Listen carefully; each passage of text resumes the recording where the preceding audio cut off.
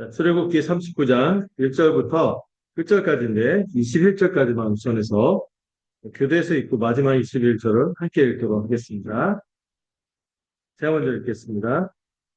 그들은 여호와께서 모세에게 명령하신 대로 청색, 자색, 흰색 실로 성소에서 섬길 때 입을 정교한 옷을 만들고 또 아론을 위해 거룩한 옷을 만들었더라.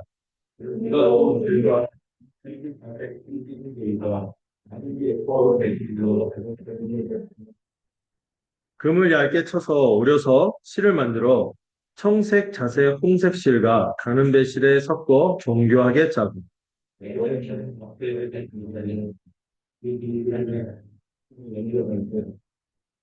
에봇 위에 에봇을 매는 띠를 에봇과 같은 모양으로 금실과 청색, 자색, 홍색 실과 가늘게 꼰 배실로 에봇에 붙여 짰으니 여호와께서 모세에게 명령하신 대로 하였더라.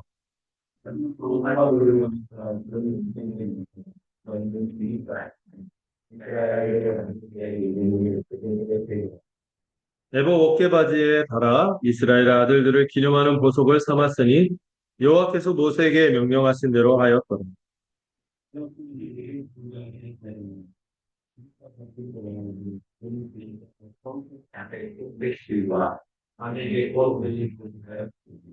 그것의 길이가 한 뼘, 너비가 한 뼘으로 네모가 반듯하고 두 겹이며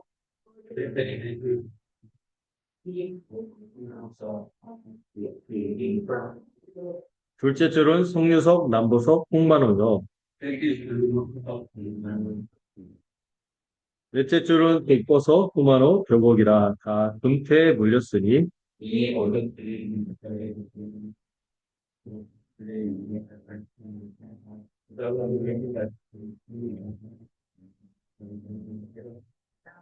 그릴 또 순금으로 노끈처럼 사슬을 따 흉패에 붙이고 또 금태에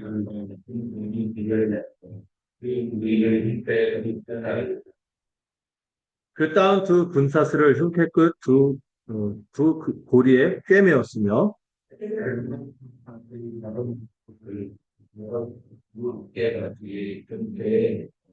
또 금고리 둘을 만들어 흉패 두 끝에 달았으니 곧 그 에봇을 마주한 안쪽 가장자리에 달았으며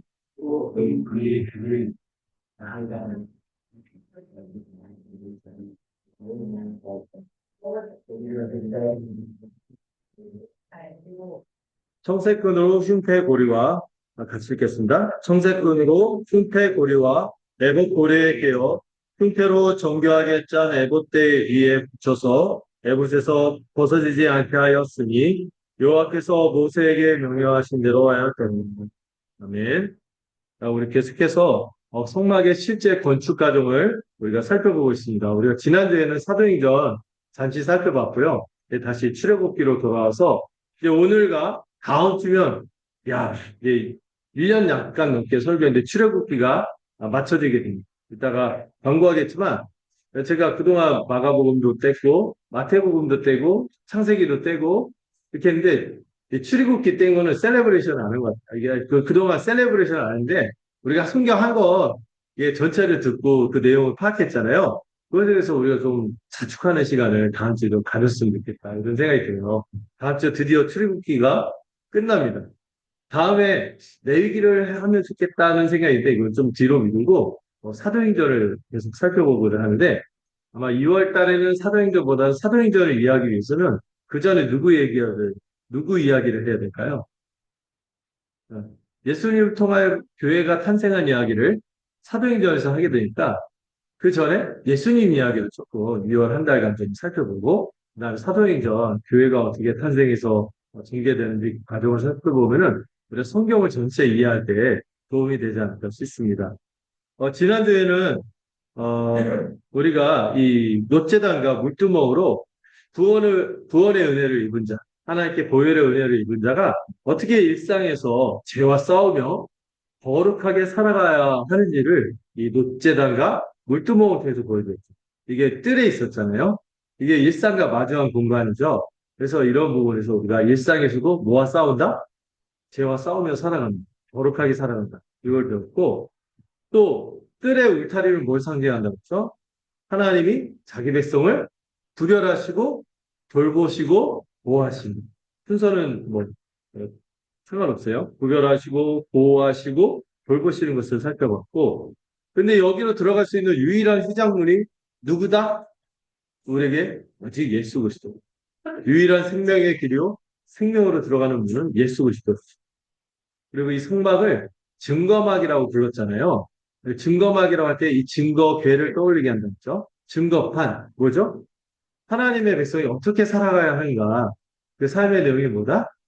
그 증거판에 뭐가 있죠? 십계명. 십계명의 핵심, 하나님을 사랑하고 이웃을 사랑하는 삶이 우리의 하나님이 함께 하시는 세상의 삶의 내용이다. 그래서 우리가 이 수많은 사람, 뭐, 이다말, 여기 뭐, 오을랴, 부살레 이런 사람들의 이름이 나왔죠. 이런 사람들이 자기의 은사로 한 몸으로 이 속막을 세웠던 것처럼 우리가 서로 은사로 한 몸처럼 사랑하고 섬기며 헌신하면서 살아갑시다. 이렇게 이 영적인 교훈을 살펴봤고, 오늘도 이제 그 성막을 앞에서 살펴볼 때 이미 설계도를 시내산에서 모세에게 알려주실 때 모든 걸 얘기하고 맨 마지막에 뭘 얘기하셨어요? 제사장의 옷차림에 대해서 하나님이 설명해 주셨는데 여기서도 실제로 맨 마지막에 제작한 게 대제사장의 옷과 일반 제사장의 옷을 어떻게 만들어야 되는지 설명한 대로 그대로 만들면서 성막이 전체가 완공이 되는 장면이 오늘의 내용입니다. 그래서 우리가 읽은 앞에 지금 21절까지 읽은 내용은 대제사장의 의복, 대제사장의 옷차림 어떠한지 그의 애복과 흉표에 대해서 얘기하는 내용 21절까지 있고요. 이렇게 목이 메죠? 네, 좋습니다. 그 다음에 두 번째 나라에서는 이 제사장이 같이 그 대제사장과 같이 입는 옷도 있고 또 대제사장만 이렇게 차는 옷이 있지만 일반적으로 제사장이 입고 있는 남은 옷을 어떻게 짜서 만드는지 그 과정을 31절까지 설명하고 있고 마지막 단락의 제목에 중요한 표현을 제가 하나 뺐어요. 하나님께서 성막의 모든 역사를 마치도록 하셨는데 중요한 표현이 하나 있습니다. 오늘 본문에서 많이 나온 표현인데 명령하신 대로. 하나님께서 명령하신 대로 성막의 모든 역사를 마치도록 하는 장면으로 이 전체 세 본문의 흐름이 주어져 있습니다. 먼저 이 첫 단락을 좀 살펴보면은 음, 이 대제사장의 애복한 형태를 만들도록 하셨는데 그 제가 그림을 전에도 보여드렸는데 그때 그림이 너무 해상도가 떨어졌는데 오늘도 떨어져요. 그렇지만 대강 이렇구나 하고 이제 보시면 있겠어요. 이게 어두운 줄 모르겠어요. 참 밝게 했어야 되는데 여기 보면은 여기 어깨 견장식으로 어 후마노 보석을 차고 있었는데 이 후마노에 각각 여섯 명씩 여섯 명씩 이스라엘 아들들의 이름을 써놨다 했어요. 이게 그 군인들 보면 여기 견장차잖아요. 이 견장처럼 어깨 바지가 있고 이 의복, 에봇 그 전체적으로 이렇게 파란색으로 해서 이렇게 둘러싸 이 흉패까지 쳐서 이게 전체를 에봇이라고 하는데 이것과 후마노를 만드는 과정까지가 나와 있습니다. 흉패는 나중에 또 나오고요. 7절까지가 1절부터 7절까지가 대제사장이 일반 제사장과 다르게 입는 이것과 에봇과 호마노를 만드는 내용을 이렇게 보여주고 있어요. 여러분, 이 성막 건설의 마지막을 제사장의 옷을 만드는 것은요, 이게 제 마지막 찌끄레기니까 마지막에 하나보다 이렇게 생각하면 안 되죠. 굉장히 마지막에 여러분들 무언가 작품을 마칠 때 마지막 점정이라고 하나요? 눈동자 딱 찍었더니 뭐 날아가고 막 그럴 텐데 용이 그리고 대미를 작성한다는 거죠. 대미를 네. 네. 이 대미를 장식하는 게 뭐예요? 제사장의 옷을 짓는 거예요. 이게 의미가 있어요. 여러분 그 당시 옷은 뭐를 상징한다 했죠? 네. 요즘 나이트 기도도 그 옷차림 보고 이렇게 한다 그러죠. 옷차림은 그 사람의 신분을 지위, 이 권위를 의미하는 이 마지막에 이 제사장 직분이 얼마나 하나님이 보시기 또 백성들 앞에 얼마나 거룩하고 영화롭고 아름다운지를 보여주는 것이 이 옷차림입니다. 하나님이 친히 이 제사장 직분을 허락하셨고 이 제사장이 얼마나 하나님에게 또 백성들에게 거룩하고 영화롭고 아름다운지를 보여주는 그래서 하나님은 마음에 지혜 있는 자와 지혜로운 영으로 채운 사람들의 은사를 사용하면서 그들의 섬김을 통해 이 아름다운 제사장의 예복을 짓도록 하신 것입니다. 하나님이 이를 통해서 제사장을 거룩하게 구별하시고 하나님을 섬기는 직분을 행하도록 하신 것입니다. 근데 여러분 이 예복을요, 이 제사장들이 직접 지은 게 아니죠. 누가 만들어줬어요? 이스라엘 백성들이 그 부살렐과 오홀리압의 지도를 따라서 이 제사장들의 옷을 만들었다는 것도 생각할 게 있어요. 그럼 이런 직분의 권위 이런 거는 하나님으로부터 주어졌지만은 이 직분의 권위가 세워지려면은 누가 함께 협력할 때 함께 함께하는 성도들이 협력할 때 이 직분의 권위와 영광이 드러나는 것이죠. 음. 이 만들어가는 과정에서 이들의 순종을 통하여 이 제사장의 아름다운 예복이 만들어진 것이 의미가 있다고 생각합니다. 자, 여기 아론이 입는 이 대제사장의 옷은 금실과 청색, 자색, 홍색 실로 이 옷과 더불어 에봇을 만들었는데요. 아까 설명했듯이 어깨바지에는 어떤 보석? 호마노라는 보석을 하나씩 하나씩 쳐서 12아들들의 이름을 6개씩 이렇게 나란히 새기도록 했고, 이걸 부착하는 금틀을 부착했죠. 태어난 순서대로 이렇게 적었다고 하죠. 6개씩. 그 다음에 이스라엘 아들들의 기념 보석이다. 하고 후마노를 명했습니다. 이 견장에 있는 게 그 다음에 계급이라든지 그 사람의 신분을 얘기하듯이 이스라엘 그 대제사장의 이 어깨바지에 그거를 새긴 것은 대제사장이 누구를 대표한다? 이스라엘 전체 백성을 대표하는 자이며 이스라엘 백성 전체를 어떻게 하는 자? 중보하는 자로 중보하는 자임을 의미하는 것이 이 어깨바지죠. 또 이 기념 보석을 통하여 이 계속 어깨에 차고 딱 하면은 눈에 띄잖아요. 성소에 들어갈 때마다 하나님의 눈에 띄겠죠. 하나님 그걸 볼 때마다 뭘 기억하는 거예요? 이스라엘 백성과 언약을 맺었지. 이 대제사장을 대표로 해서 그 언약을 계속해서 기념하겠다는, 기억하겠다는 사실을 이 어깨바지로 드러내는 거죠. 하나님이 이 하나님의 백성을 보배로 삼으셨다. 소유, 세굴라. 이 단어 익숙해지시면 좋겠어요. 세굴라. 내가 너희를 소유로 삼았다. 할 때 이 소유가 보배거든요. 말 그대로 어깨바지에 이 호마노라는 값진 보석에 하나님의 백성의 이름을 새김으로 그들을 보석처럼 여긴다는 것을 이렇게 상징하는 행위죠. 또 무엇보다도 아론이 누구를 대표한다? 온 백성, 이스라엘 온 백성을 대표하며 중보하는 자로 하나님께 나아간다는 것을 상징하는 것입니다. 자, 여러분, 우리에게 지금 이런 대제사장이 있나요? 없나요? 있나요? 없나요? 하여튼 대제사장은 없죠. 이러면 안 돼요. 누가 있습니까? 우리 주 예수 그리스도가 이런 대제사장으로 그래서 예수 그리스도가 우리를 얻게 하시는 분, 우리를 대표하시는 분. 그분의 순종이 우리의 순종입니다. 그분이 우리를 대표해서 죄값을 다 받은 것이 우리의 죄값을 다 받은 것이 된 것이죠. 그 얼마나 은혜가 되는지. 또 우리의 모든 소원과 우리의 모든 처지와 이것들을 아뢰고 싶을 때 누가 그것을 가지고 하나님께 구합니까? 우리 주 예수 그리스도께서 중보자가 되셔서 그걸 하신다는 거죠. 하나님은 우리에게 언약을 신실하게 지키고 또 지키시기 위해서 우리에게 누구를 보내신 거예요?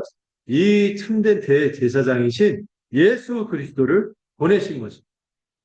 그분 안에서 우리를 그분의 어깨 위에 그 하나님의 백성의 이름들이 적혀 있듯이 우리가 그 예수 그리스도의 이름 안에 우리의 이름이 함께 있어서 하나님 우리를 보실 때 우리를 존귀하게 여김을 이 그림을 통해서 우리가 묵상할 수 있는 것이죠. 그리고 여러분 8절에서 21절에 뭐가 있죠? 이 다음 그림에 하인 이렇게 어두운 그림 좀 보이긴 하나요?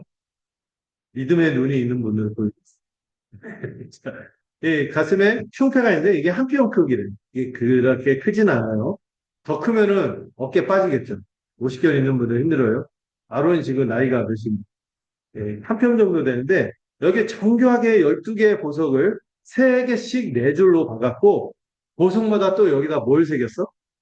이스라엘 지파 12지파의 이름을 하나씩 하나씩 또 새긴 거예요. 굉장히 고급진 기술이 필요했겠죠. 또 이 보석의 이름들은 제가 또 얘기하지는 않겠습니다. 여기 보면 아주 대단했다 이렇게만 아시면 돼요. 나중에 요한이 그 계시록에서 그 뭐죠? 새 예루살렘을 묘사할 때 이 성마다 막 보석이 박혀 있고 할 때 이 보석이 거의 일치하는 보석들이 쭉 나오는 거죠. 여기 나오는 거죠. 음. 근데 이 흉패를 어떻게 했어요? 또 사슬과 금고리를 달아서 어깨바지, 아까 견장이 거기하고 전체 그 일반 제사장 옷에 덧입는 에봇에다가 달아서 고정했고 파란색 끈으로, 청색 끈으로 이 흉패와 에봇 고리에 꿰어서 단단히 고정했습니다. 그리고 이 흉패를 뭐라고 불렀냐면은, 오늘 본문에 나오지는 않지만은, 판결 흉패라고 합니다. 판결 흉패. 여러분 기억나시나요? 이 한 뼘 크기의 이 보석 가슴바지 안에 뭐가 들어있었죠? 예은이 그 친구 이름. 우린. 그 우림, 그리고 둠림. 우림과 둠림이라는 돌이 있어서 이걸 가지고 하나님의 백성의 재판을 지도할 때, 하나님의 백성을 다스리고 또 전쟁에 나가거나 어떤 중요한 결정을 내릴 때 이 우림과 둠림을 가지고 이렇게 손에 넣었다가 제비뽑기처럼 꺼내서 그것을 또 하나는 예고 하나는 아니요 이런 식으로 해서 결정을 했다고 하죠. 네. 이 자기 백성을 하나님께서 소중하게 보석처럼 소중히 여기고 그래서 이 소중히 여기기 때문에 하나님이 그들에게 뭘 허락하신 거예요?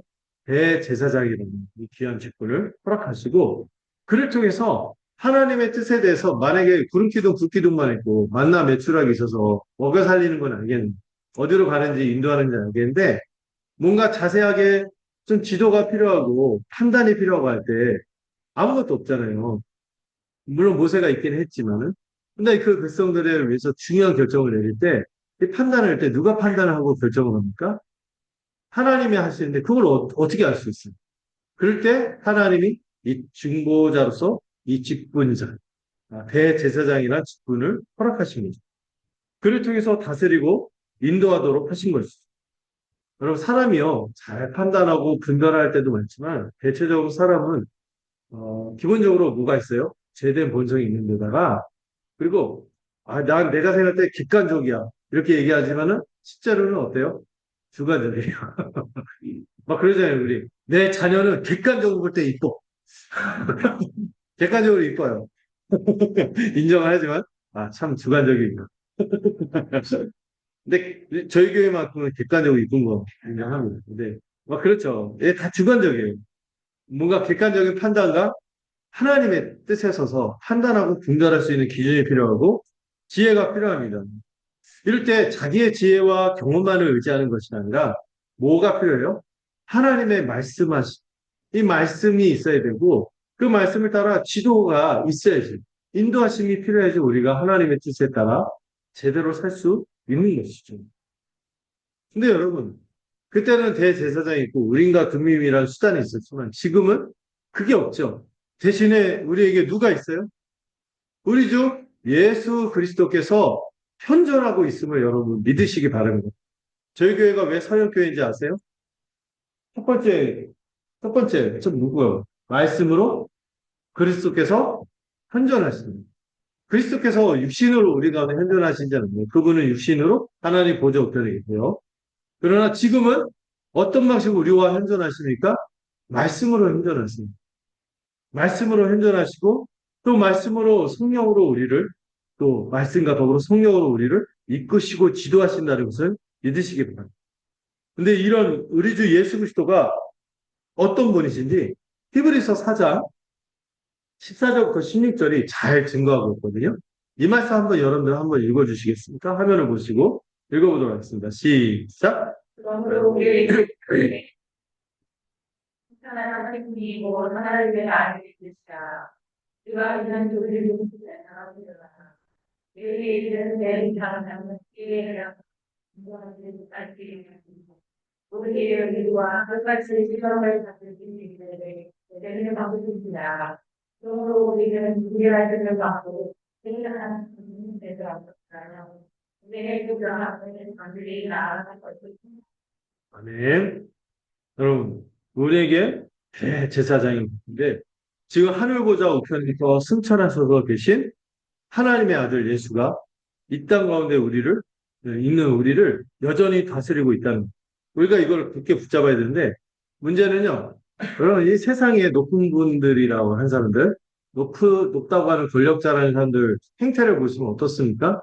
요즘 돌아가는 것도 보고, 그럼 사람들을 압제하게 바꾸고, 그 사람들의 행태를 생각하지 않고 자기의 강리당략을 위해서 비상식적인 일도 서슴지 않고 막 하죠. 근데 우리에게 있는 이 대제사장, 이 우리에게 있는 우리 주 예수 그리스도는 어떤 분이세요? 우리의 연약함을 돌아보시는 분입니다. 동정하시는 분. 왜? 예수님도 우리의 연약함을 모르는 분이 아니에요. 모든 일에 우리와 똑같이 뭘 받으셨어요? 고난을 당하시고, 시험을 당하시고, 갈등도 느끼시고. 여러분, 그 어려운 상황 가운데 여러분 참 연약하고, 막 힘들고, 막 그러잖아요. 근데 우리 주님이요, 사람으로 오셔서 이 신성을 제안하셔서 이 모든 것을 감당하시고 받으셨기 때문에, 여러분, 이런 표현이 좀 여러분들에게는 과부 처지는 누가 한다? 누가 안 해? 호람이 처지는? 호람이가 아니었어.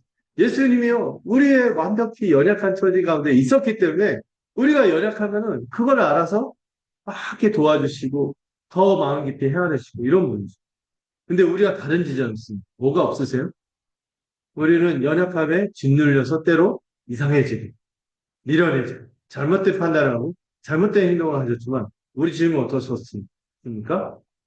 우리가 똑같이 연약한 건 있지만 죄가 없으셨던 분이시다.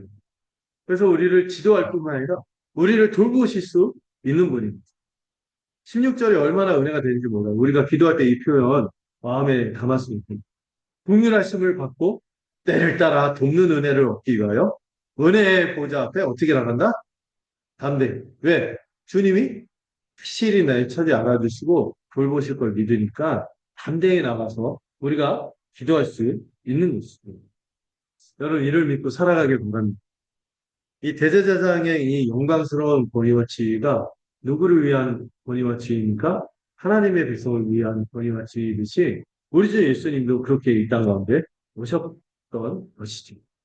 또 여러분 이스라엘 백성이 이 보석처럼 존귀하게 여겨지듯이 우리 주 예수 그리스도는 하나님에게 유일하신 아들로서 가장 거룩하고 영화롭고 아름다운 분이시잖아요. 또 그 예수 그리스도가 우리를 중보하시고 대표가 되어 주시. 우리를 복되게 다스리세요. 그렇다면 여러분 주님이 우리를 어떻게 다스리시는가 지금 아까 얘기했죠. 주님이 뭐로 현존한다고? 말씀으로 현존한다고 했어요. 어떤 분은 교회를 다니시는데 주님이 현존하고 다스린다는 것을 이상한 방식으로 이해하는 분도 있어요. 지금도 구약시대 막 선지자들이나 일부 사람들한테 했듯이 환상을 보여주거나 꿈에서 나타난다거나 체험을 한다거나 아니면 좀 부끄럽게 했는데 우리 교단에서 부총회장까지는 투표로 해서 뽑는데 부총회장이 되면 자동으로 그 다음에 총회장이 돼요. 교단의 비밀인데. 근데 부총회장 뽑을 때 어떻게 뽑냐면은 투표로 뽑지 않습니다. 후보들을 놓고 제비를 뽑고 뽑히면은 그분이 다음으로 총회장이 되는. 지금도 그렇게 하는지 모르겠어요. 옛날에 한때 그랬거든요. 왜냐면 워낙 이게 막 이해관계로 자기 이 후보도 맞고 저 후보도 맞고 하니까 헷갈리니까 그렇게 하는데 여러분 예, 지금은요 그런 식으로 하나님의 뜻을 인도하시지 않으세요. 천에 하나 만에 하나 어쩌다 하는 경험으로 인도하지 않으세요. 여러분 이런 것들은요 자칫 잘못 해석해서 주관적으로 마음대로 받아들일 때가 많잖아요. 어. 여러분 환상 꼭 이런 거 믿지 마세요. 이게 해석하기에 따라 이해하려면 변형입니다. 귀에 걸면 귀에 걸이, 코에 걸면 코걸이가 됩니다. 그래서 대부분 마음대로 받아들이고 하나님의 뜻이 아니라 자기중심적으로 이해할 때가 많습니다. 근데 여러분 어떤 거는 자기중심적으로 딱 함부로 해석할 수가 없어요. 하나님의 말씀, 기록된 말씀입니다.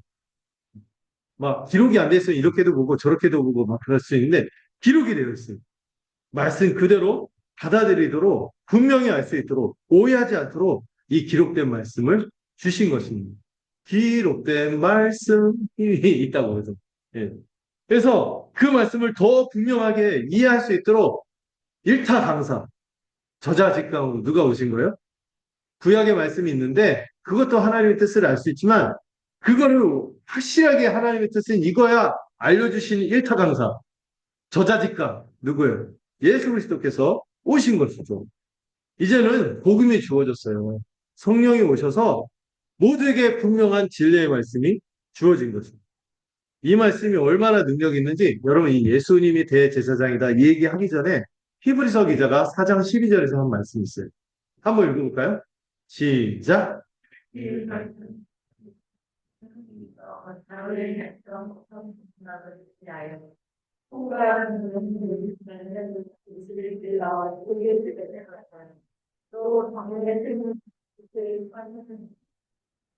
하나님의 말씀은 죽어있는 문자가 아니에요. 살아있는 말씀이기 때문에 어떤 칼보다도 예리.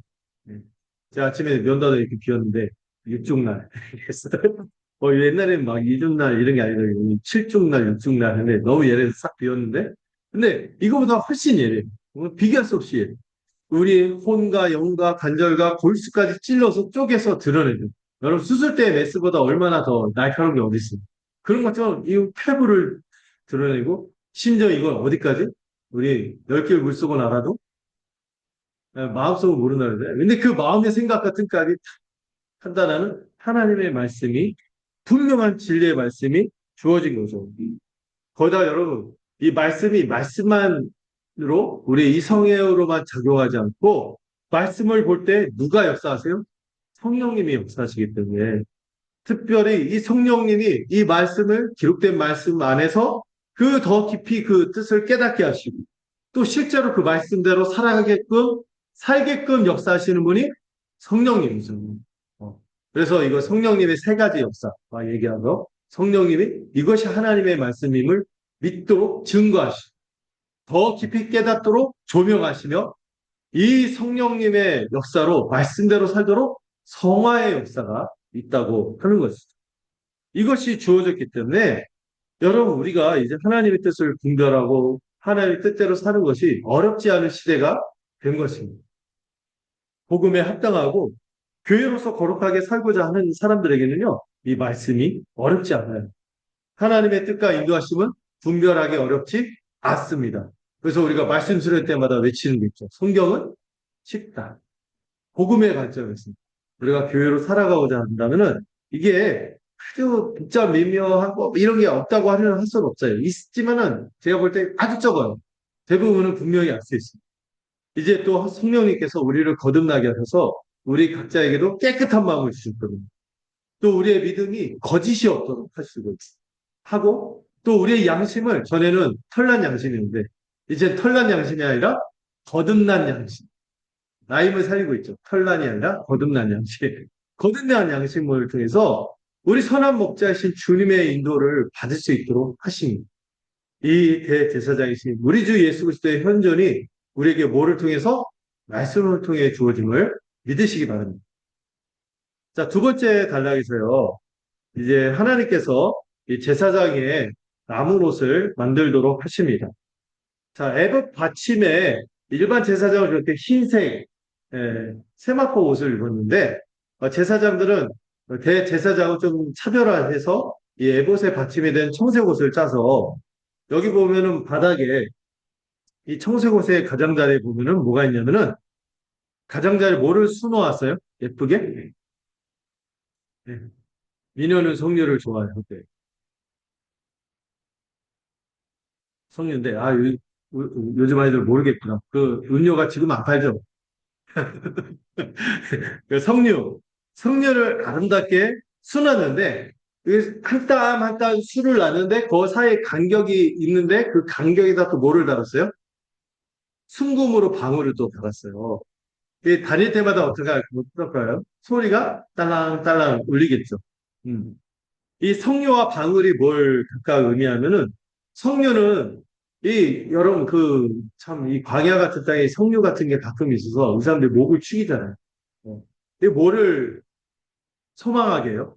하나님 나라에서 원래 누렸던 에덴의 풍성한 과실 이거를 떠올리게 합니다.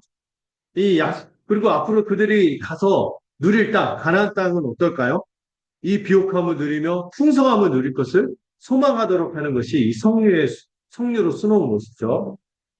그리고 방울이 같이 있어요. 송유 옆에. 방울은 뭐예요? 여러분, 이 방울 소리가 대제사장이 지성소나 성소에 들어갔어요. 방울 소리가 안 들려요. 어떻게 되겠어요? 죽은 거죠. 그거 죄 때문에. 그래서 이게 방울 소리가 들리고 그러니까 딱 들어갈 때도 함부로 들어가면 예, 바로 죽겠죠. 근데 이 방울 소리가 들리면서 들어가니까 이게 일종의 뭐죠? 제 방은 막 들어와도 돼요. 노크 없이. 그런데 좀 어렵고 거리가 있고 그러면 어때요? 노크를 하고 들어가듯이 이 방울 소리가 노크 소리처럼 거룩하신 임재 그러니까 하나님께 함부로 다가가지 않도록 이 마음을 추스리는 역할을 한 것이 방울이죠. 음. 그래서 성령 뭐예요? 하나님이 함께 하시는 땅에서 누리는 이 풍성함. 방울은 뭐예요?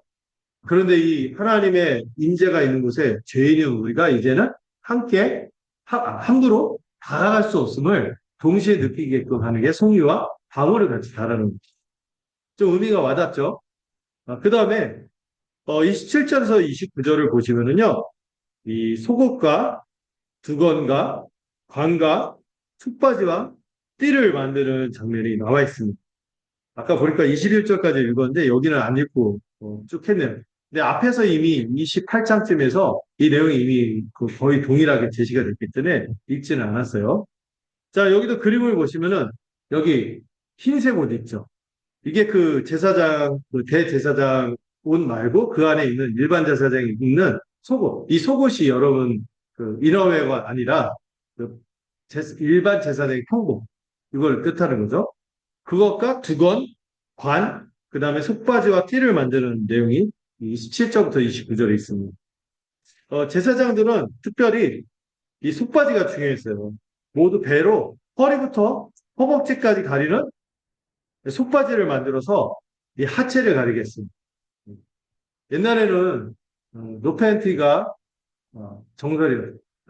속옷을 따로 입지 않았어요. 그런데 이 제사장들만큼은 꼭 뭘 입도록 한 거예요? 속바지, 팬티를 꼭 입도록 한 거죠. 이게 뭐와 구별하기 위해서 이방의 우상 숭배자들, 제사장들은요, 대부분 자기 육체를 몸짱으로 만들어서 자기 육체를 과시했다고 그러고, 그리고 대부분 그 이방 우상 숭배 행위들이 다 성적인 행위를 영상시켜서 신을 자극하는 이런 행위들을 보이는데, 하나님의 백성은, 하나님의 제사장은 그렇지 않는 거죠. 그런 음란한 우상 숭배 행위와 철저히 구별하고, 또 철저히 우상 숭배 행위로 구별하기도 하지만, 하나님 앞에서 죄 있는 자신의 모습을 수치를 가리기 위해서 정결하고 정숙해지기를 요구하는 이런 안에서 이 속바지를 입은 것이죠. 그 다음에 여러분 세 번째 그림에 보면 이 관이 이제 나와 있는데 이 관에다가 뭐를 붙였어요? 순금으로 패를 붙였는데 이 패에는 뭐라고 써 있었다고 했죠? 여호와께 성결이라는 글이 쓰여져 있었어요. 여호와께 성결. 이 패를 이제 청색끈으로 관에 맺고 관 전면 이마 위치에 둬서 이스라엘 자손이 하나님께 예배하거나 거룩하게 성물을 바칠 때 이 죄책을 담당하도록 하는 패가 이거. 네. 사실 이스라엘 백성이 아무리 흠없는 재물을 드린다고 해요. 하나님께 성물을 바친다 해도 이것을 죄로 오염되어 있어요? 안 오염되어 있어요? 오염되어 있는 거예요.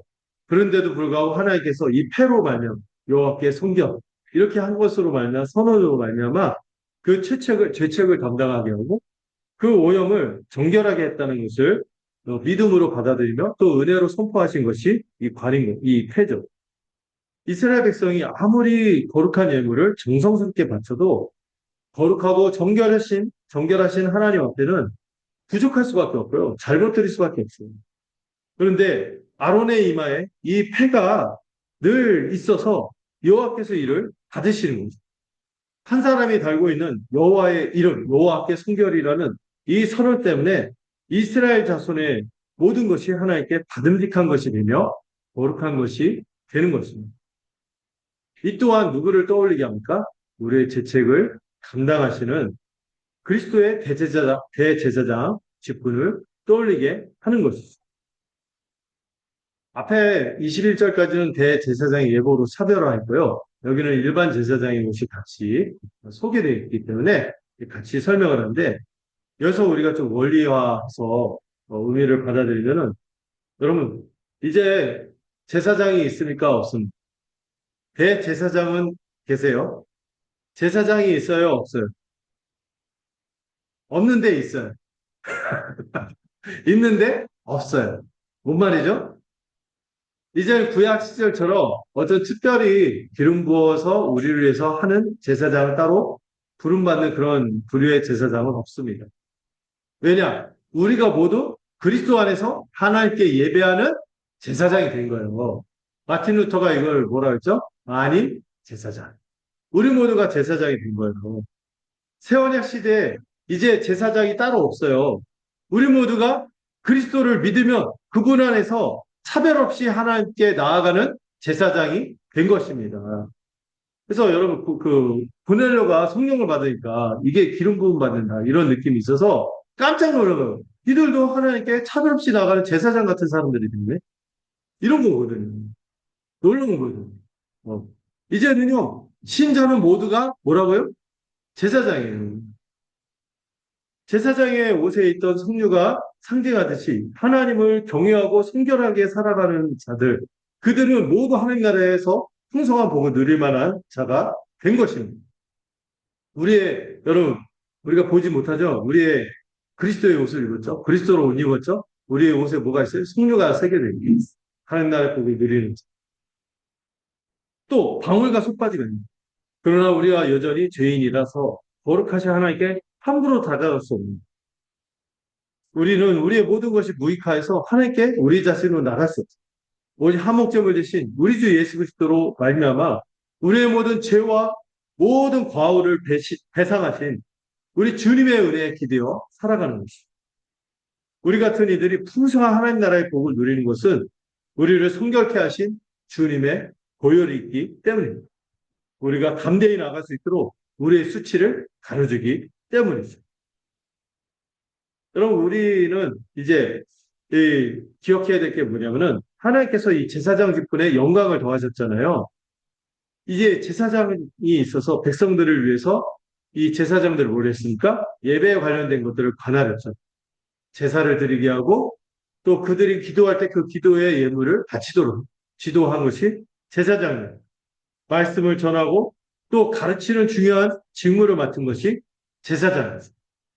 제사장은요, 율법을 낭독하고 지키기 위해서 자녀들과 또 이방인들에게도 타국인들에게도 신앙을 전수하는 사명을 맡은 것이 원래 제사장이었습니다. 근데 여러분 이상하지 않나요? 제사장이 자녀들에게도 말씀을 잘 전하고 율법을 늘 백성들에게 가르치고 이방인들에게도 말씀을 전하고 가르쳐야 되는데 그 일을 이스라엘이 했나요? 안 했나요? 제사장. 특히 예수님 당시에 이방인의 뜰에도 막 장사를 벌이고 예배하지 못하게 이랬죠. 또 제사장은 말라기서 2장 5절과 여기 신명기 31장 이 본문이 제가 방금 설명한 거죠. 그래도 이 본문을 한번 읽어보고 넘어갑시다. 자, 한번 읽어볼까요? 안 보이죠? 자, 치워드릴게요. 자, 읽겠습니다. 시작.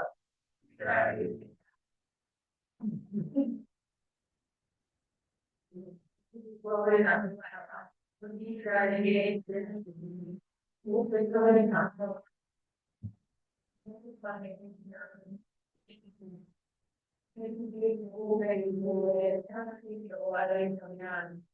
이 율법의 모든 말씀을 지켜 행하게 하고 또 너희가 요단을 건너가서 차지할 땅에 거주할 동안에 이 말씀을 알지 못하는 그들의 자녀에게 듣고 내 하나님 여호와 경외하기를 배우게 할지니라.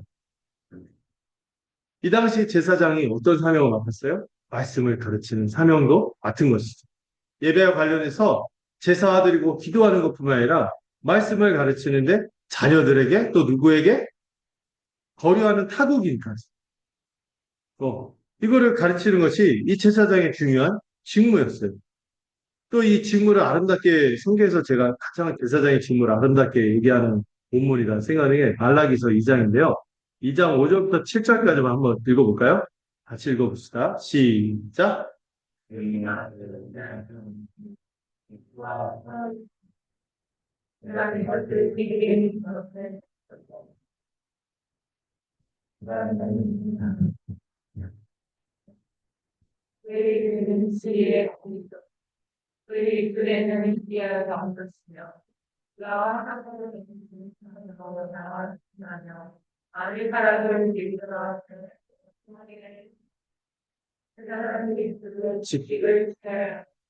사람들은 그의 입에서 율법을 구하게 다하여 할 것이니 제사장은 만군의 여호와의 사자가 되리니 이 제사장이 얼마나 하나님을 경외하고 그 입술에는 진리의 법이 있어서 불의가 없어야 합니다. 화평과 정직으로 하나님과 동행하며 많은 사람을 죄에서 돌이켜 떠나게 해야 하는 것입니다. 그래서 여러분 이런 제사장으로 우리가 부름받아야 합니다. 그런데 여러분 우리 성도도 있지만 교회는 뭐가 있습니까? 직분이 있죠. 근데 여러분 이 직분은 제사장이 아니에요. 중보자도 아니에요. 모든 성도가 유일한 중보자이신 누구 안에 있어요? 그리스도 안에 있어서 담대의 확신을 가지고 하나님께 나가는 거예요. 그럼에도 불구하고 이 성도들은요, 이 하나님의 말씀을 맡은 직분의 권위와 치리에 순종해요. 이 직분을 맡은 그 사람이 권위가 있는 것이 아니라 이 직분이 선포하는 말씀에 권위가 있기 때문에 이 직분에 서 있는 자, 직분을 맡은 자는 이 목자장이신 그리스도를 따라서 양무리에게 야 이거 해 저거 말로만 하는 것이 아니라 뭐가 되기 위해서 애써야 돼요? 본이 되기 위해서 애써야 하는 것입니다.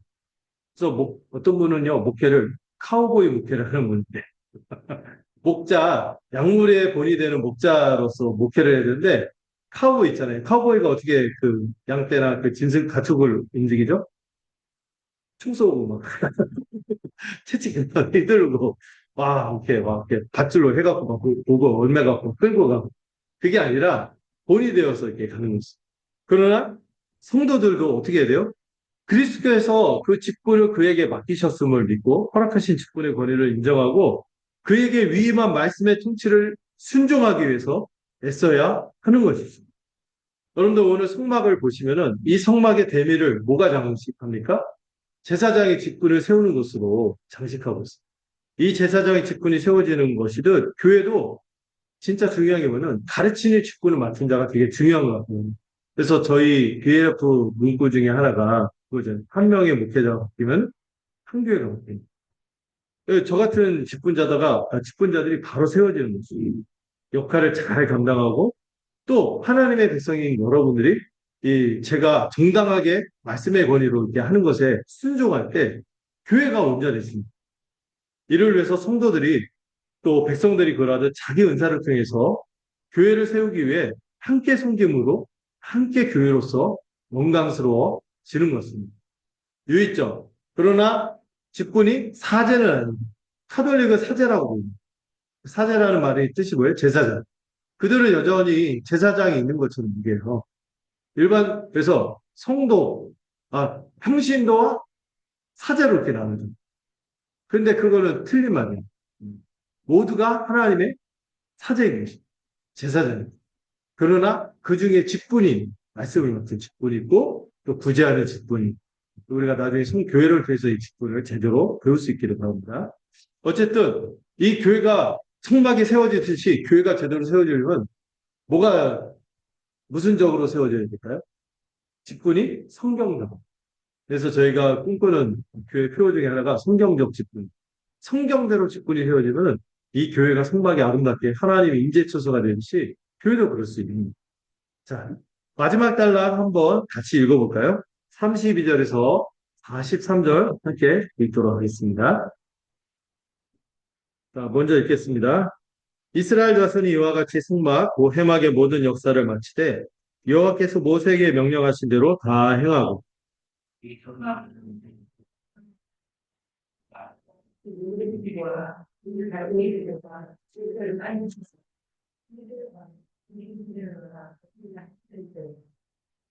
붉은 물을 들인 순양의 가죽덮개와 해달의 가죽덮개와 가리는 휘장과 상가와 그 모든 기구와 진설병과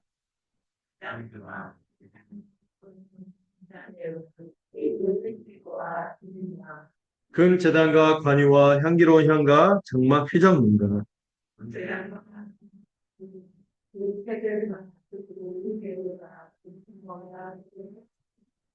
뜰의 포장들과 그 기둥들과 그 받침들과 뜰문의 휘장과 그 줄들과 그 말뚝들과 성막 그 회막에서 사용할 모든 기구와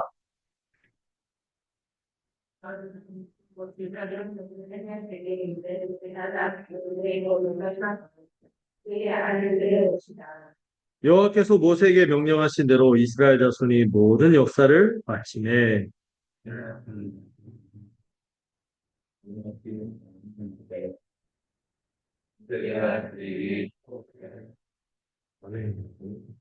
이제 끝을 향해서 가고 있습니다. 자, 이 마지막 단락에서 반복되는 표현이 있어요. 제가 아까 빼먹었다 했잖아요. 명령하신 대 하나님이 명령하신 대로 성막의 모든 역사가 맞춰지고 있어요. 자, 이 31절부터 앞에 이제 41절까지 쭉 보시면은 이 백성이 성막의 모든 역사를 마치고 모세에게 성막 기구를 가져오는데 이게 거의 실제로 다 맞춰진 완공을 향해서 가고 있어요. 이 백성은 여호와께서 모세에게 명령하신 대로 그대로 제작했습니다. 백성이 이 모세에게 성막의 모든 기구와 물품을 다 가져왔어요. 여러분 이거 되게 많이 반복돼서 대충 어떤 순서로 이렇게 진행되지 않겠죠? 지붕, 4개의 앙장과 덮개, 그 다음에 지성소, 성소, 뜰에 있는 모든 것들이 차례차례 다 만들어져서 가져오고 있어요. 그래서 이것들을 다 완성하고 시작문까지 완성하고 마지막으로 뭐를 오늘 나왔던 제사장 아론의 이 거룩한 옷, 에봇과 흰패와 또 이 4명의 아들이 제사장으로 섬길 때 있는 옷들까지 다 짜서 가져온 거지. 그리고 마지막 42절에서 43절을 보면 이 백성들이 여호와께서 모세에게 명한 것을 다 행했고 모세는 백성을 축복하는 장면으로 마무리 짓고 있습니다. 여호와께서 모세에게 명령하신 대로 이스라엘 자손이 모든 역사를 다 마쳤어요. 모세가 그 마친 모든 것을 보고 이렇게 표현했는데 우리말 성경에 보면 점검했다 표현을 쓰고 있어요. 하나하나 만들어 온 것을 점검하고 딱 뭐라고 써 있어요? 여호와께서 명령하신 대로 되었음을 보고 어떻게 했습니까? 백성들을 축복했습니다. 여러분 성막을 짓는 데 있어서 가장 중요한 게 뭔지 아세요? 그래서 이 본문에서 강조한 하나님의 명령하신 하나님의 말씀대로 되는 것이 가장 중요한 거죠. 교회도 마찬가지입니다. 여러분 교회가 이런저런 교회는 이래야 돼. 사람의 생각으로 지으면 되겠습니까? 교회는 뭐대로 지어져야 돼요? 하나님의 명령, 하나님의 말씀대로 세워지는 것이 당연한 것이죠. 근데 이 당연한 게 안 될 때가 많이 보여서 안타까워. 오늘 지금 막 광장에 쏟아져갖고 막 이렇게 폭력적으로 하시는 분들 이렇게 보면은 교회라는 이름으로 나오는 분들도 있거든요. 왜 저럴까? 하나님의 말씀대로 지어지지 않아서 그런 것이죠. 그럼 교회가 하나님의 말씀대로 세워지는 것은 무엇을 뜻할까요? 이걸 좀 생각했으면 좋겠어요. 모든 교회가요, 하나님의 말씀을 말한다고 하지만 어떤 교회들을 보면요, 성경은 예배 시간에 읽는데 설교 시간에 나가는 거라든지 그 교회가 지향하는 방향이라든지 이런 게 보면은 하나님의 말씀이 아니라 사람의 가르침을 행할 때가 많다는 것이죠. 성경 본문을 읽었는데요, 딴 얘기를 해요. 그 뜻을 분명하게 드러내지 못하거나 하나님의 은혜를 여러분 제 성경은 일단 그 문자 그대로 정확한 의미를 전달해야 돼요. 그 다음에 그걸로 끝나면 안 돼요. 문자 그대로만 전한다고 되는 것이 아니라 성경에 뭐가 담겨 있어? 하나님의 뜻이 담겨 있습니다. 하나님의 성품과 그분의 행하시는 일과 그분이 하고자 하는 그 계획, 그 꿈, 이걸 드러내야죠. 이거 안 드러내고 특별히 하나님이 우리한테 뭘 해라 이거 요구하기보다 하나님이 정말 우리에게 알기를 바라시는 게 뭔지 아세요? 하나님이 어떤 분이시며 얼마나 은혜를 베푸시는지를 알기를 원합니다. 하나님의 은혜를 드러내야 하는 거죠. 근데 성경을 읽고요. 하나님의 은혜를 드러내기보다 안타깝게도 율법주의죠.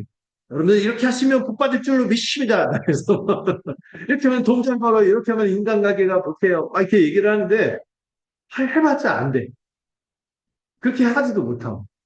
이런 걸 얘기해서 사람들을 헛된 희망을 부추길 때가 많습니다.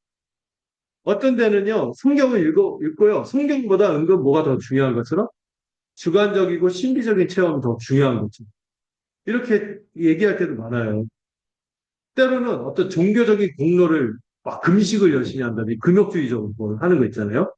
종교적인 공로를 강조해서 결국에 뭐를 부추깁니까? 하나님의 은혜에 주목하기보다 자기 의를 부추기는 식으로 이 말씀을 전하고 그렇게 할 때가 많은 거죠. 여러분, 그러면 교회가 하나님의 말씀을 하나님의 말씀답게 받고 하나님의 말씀대로 세워지기 위해서 가장 뭘 붙들어야 되는지 아세요? 하나님의 말씀을 가장 하나님의 말씀답게 선포하는 것이 무엇인가? 이거에 대한 고민을 우리 믿음의 선배들이 했고 가장 이거를 잘 정리해낸 게 종교개혁자. 종교개혁자. 그래서 여러분들 천주교가 은혜도 강조하죠. 모두 같이 강조해요. 은혜로 시작해서 자기 행위로 결판 내는 게 천주교 카톨릭이에요. 근데 우리는 처음부터 끝까지 은혜. 그리고 이렇게 하기 위해서 이 하나님의 은혜를 드러내기 위해서 종교개혁자들이 만들어낸 표가 있으니 5가지 솔라죠. 들어보셨나요? 솔라, 오직, 네, 솔라가 오직이라는 뜻이거든요. 오직 성경, 처음. 오직 하나님의 말씀. 오직 성경. 두 번째, 오직, 오직 성경 되면 오직 말씀 나오네. 안 되죠? 오직 성경, 오직 그리스도. 여러분, 성경이 결국에 누구에 대해서 나와요? 그리스도. 여러분, 성경 가지고요, 하나님의 말씀으로 하나님의 은혜를 드러내기보다 사람의 행위를 부추길 때가 많아요. 하나님의 은혜를 드러내. 하나님의 말씀으로 해서 오직 은혜가 중요한 거죠. 근데 그 은혜의 절정이 결국에 누구야? 오직 그리스도입니다. 은혜의 절정이 그리스도를 드러내야 되고, 그리고 우리의 행위로 우리가 구원에 가까워진다든지, 우리가 좀 더 나아진다는 것이 아니라, 우리의 무엇으로? 오직 믿음, 행위가. 오직 믿음. 누구를 믿어요? 나를 믿는 게 아니에요. 예수 그리스도를. 이 믿음이 우리를 거룩하게 하고 구원에 이르게 하게 했어요. 오직 성경, 오직 그리스도, 오직 은혜, 오직 믿음. 이럴 때만 우리의 삶이 하나님의 영광, 오직 하나님께 영광을 돌릴 수 있는 그런 방향으로 나가는 것이죠. 여러분, 교회가 여기에 천착해요. 오직 성경 붙잡고, 오직 은혜, 그리스도, 믿음 합쳐서 이게 뭐겠어요? 복음이죠. 성경으로 복음을 붙들고 살아가는. 성경 가지고 딴 얘기도 할 수 있습니다. 성경으로 뭐를 붙들어야 돼? 복음을 붙들고 나갈 때 믿음이 굳건히 세워지는 거죠. 그럴 때 교회가 바로 세워지는 거예요. 이 은혜 복음을 떠나면 이상한 대로 그냥 막 가는 거죠. 음. 여러분, 하나님께서 이 성막을 세우시려는 목적이 뭐예요? 하나님의 임재가 함께 하시며 너희가 에덴이 나의 임재로 이 에덴을 누릴 수 있음을 맛보아라 하고 주신 게 성막인데 하나님의 성막을 통해서 궁극적으로 우리에게 나타내시고 보이고자 하는 것은 여러분 성막이 결국에 누구를 떠오르게 하는 거예요. 누구를 바라보게 합니다. 우리 집 예수 그리스도를 바라보게 하는 것이며 그분을 통해서 어떻게 구원이 이루어지고 어떻게 예배가 회복이 되고 어떻게 일상이 복되어지는지를 이걸 통해서 보여주는 것이죠. 이를 통해서 우리가 하나님 나라를 볼 수 있다는 것을 보여주고자 하는 것이 이 첫째 성막을 통한 하나님의 계시인 것입니다. 이 성막이 하나님의 명령대로 세워질 때 축복을 받듯이 교회도 하나님의 말씀대로 세워질 때 축복을 받아요. 그래서 이 말씀을 맡은 목회자인 저는 어떻게 해야 돼요? 하나님의 말씀대로 세워지도록 점검하는 소명을 다해야 하는 것입니다. 여러분들이 특별히 어디 위에 서 있는지 복음 위에 있습니다. 그래서 제가 날마다 막 되도 않는 막 그 그래픽 같은 거 갖고 와서 막 이미지 해갖고 글 써서 여러분들 복음은 묵상하세요 하면서 막 이렇게 하는 거죠. 날마다 복음. 제 역할이 그것이고 그럴 때 우리 교회가 이 복음이 약속한 모든 축복을 누릴 줄로 믿습니다. 저는 목회자로서 교회 중심이 말씀이 되도록 애쓰는 것이고 그 말씀의 핵심인 예수 십자가 복음과 하나님 나라 복음을 드러내기 위해 최선을 다하는 거죠.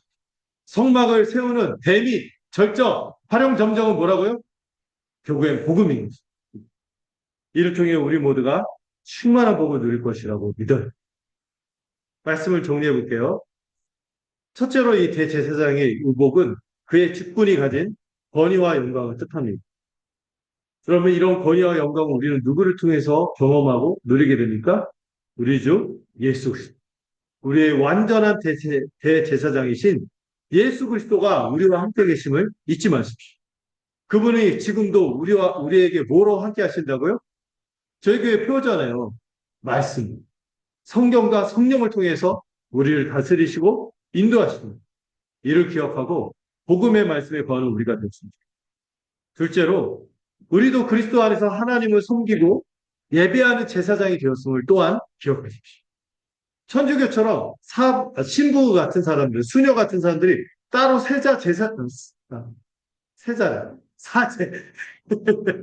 사제나 제사장이 아니에요.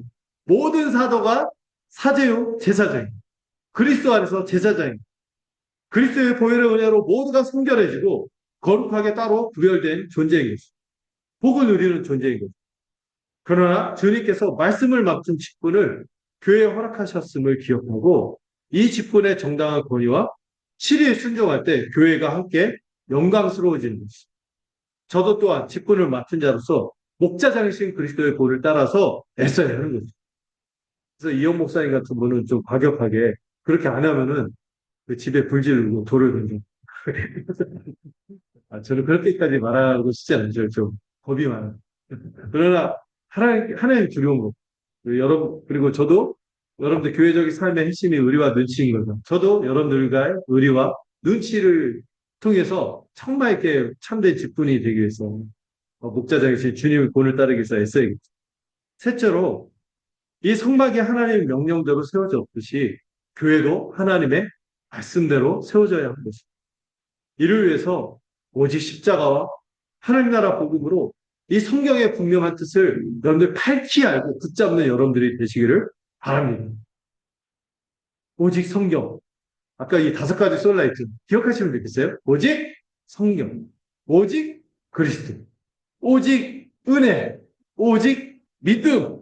오직 하나님께 영광이라는 이 선명한 신앙의 방향을 잡고 간직하고 살아가는 그리고 이를 위해서 헌신하는 저와 여러분이 되기를 간절히 소망합니다. 기도하겠습니다. 하나님 아버지, 우리 모두가 대제사장이신 그리스도의 은혜로운 통치와 인도하심에 순종하도록 붙들어 주시옵소서. 우리 각자가 다 제사장임을 기억하고 하나님을 섬기고 예배하도록 붙들어 주시옵소서. 또한 말씀을 통한 통치와 직분의 통치에 순종하며 어느 누구도 여기서 소외되지 않고 모두가 충만한 복을 누리도록 이끌어 주시옵소서. 오직 하나님의 말씀, 복음의 은혜가 이끄는 삶을 살아가도록 말씀과 성령으로 우리를 이끌어 주시옵소서. 그러므로 하나님의 인재가 있는 성막처럼 우리 교회 공동체도 하나님이 생생하게 인재함을 누리도록 함께 하시고 붙들어 주시옵소서. 예수님의 이름으로 기도드렸습니다. 아멘. 우리 함께 찬송가 330장 이렇게 찬양하도록 하겠습니다.